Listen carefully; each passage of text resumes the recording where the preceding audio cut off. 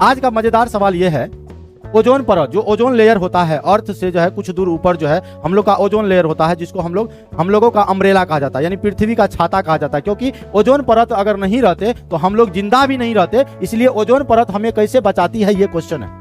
Ozone परत आप ये देख रहे हैं, छोटा सा फिगर है, ये एटमॉस्फेयर है, यहीं पर एक लेयर है, ये लेयर कहते हैं ओजोन लेयर। ओजोन लेयर से ऊपर जितने भी जो है पराबैंगनी किरण है, हाँ, अदृश्य किरणें हैं, अल्फा बीटा गामा किरण है, ये आने से रोकता है। यानी छाता क्या करता है भैया, धूप में रहिएगा तो धूप से बचाएगा, पानी के समय में, बारिश के समय में अगर छाता आप ऐसे करके पकड़िएगा तो बारिश को भी जो है बचाएगा। उसी तरह ओजोन लेयर क्या करता है, ओजोन परत क्या करता है, हम लोग को पराबैंगनी किरण यानी जो भी हानिकारक किरण है उनसे रोकता है। और क्या होता है, अभी धीरे धीरे देखेंगे ओजोन परत में धीरे धीरे छाय होना शुरू हो गया, यानी छिद्र हो गया है। इसके पीछे कारण है क्योंकि हमारे जो वायुमंडल है, इस वायुमंडल में क्या होता है, कार्बन डाइऑक्साइड की मात्रा बढ़ गई है, ऑक्सीजन की मात्रा घट गई है, बैलेंस करना पड़ेगा। इसलिए समय पर देखते होंगे नहीं बारिश होती है, बहुत ज्यादा गर्मी करता है, इसके जिम्मेवार हम लोग खुद हैं। हम लोग क्या करते हैं, वृक्ष को काट देते हैं। वृक्ष रहना जरूरी है क्योंकि वृक्ष हम लोग को ऑक्सीजन देता है। हम लोग कहते हैं जनसंख्या अनकंट्रोल हो रहा है, जनसंख्या तेजी से वृद्धि हो रही है, हमारे तो कहते हैं, लेकिन भैया जनसंख्या वृद्धि होगा तो हम जितना लोग बढ़ेगा उतना कार्बन डाइऑक्साइड वायुमंडल में छोड़ेगा और ऑक्सीजन की कमी बनी रहेगी।